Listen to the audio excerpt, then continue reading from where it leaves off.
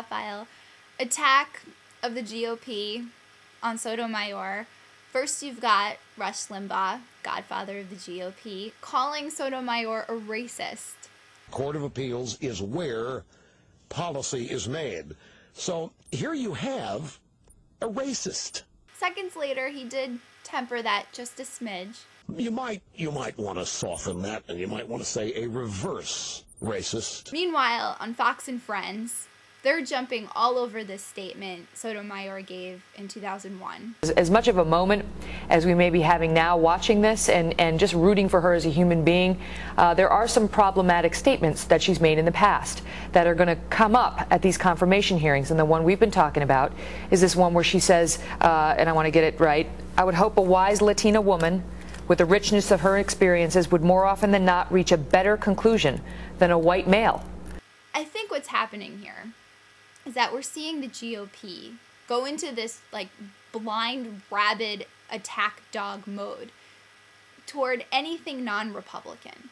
And I think it's, not only a very shallow political tactic, I think it's, emblematic of a deep, nagging, systemic problem that they've had for some time now, especially during the 2008 presidential campaign, which was this short-sighted strategy. It's like they only think 24 hours in advance. I mean, think about who Sotomayor is. She's a Hispanic woman.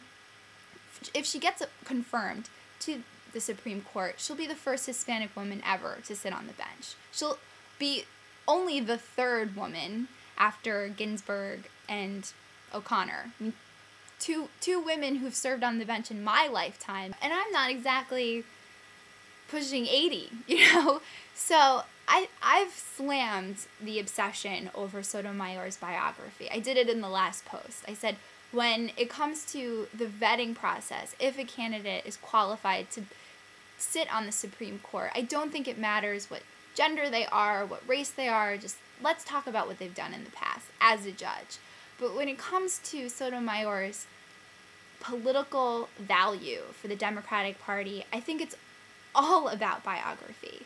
I think, with Harry Reid in Nevada, Chris Dodd in Connecticut, Michael Bennet in Colorado, Representative Meek in Florida, they're facing some tough re-election campaigns in states that have Hispanic communities that are growing by leaps and bounds and trending Democratic. So I think that with Sotomayor now in the mix, they have, an almost unbeatable hand to play in these 2010 elections. And so Republicans really need to watch out. I think that they need to temper their language a bit more.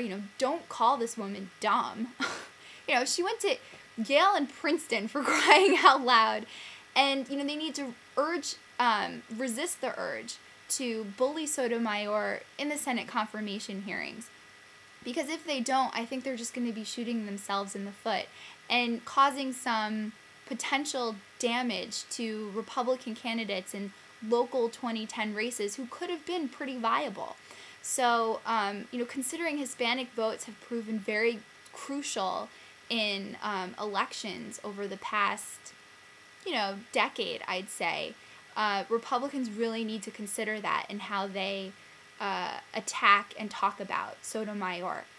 When it comes to, I think, all of the inroads that Bush made with the Hispanic community, especially in 2000 and 2004, if the GOP kind of doesn't get their act together on this, I think they'll be forced to say, "Hasta la vista, baby." And that's what's in the Hot File.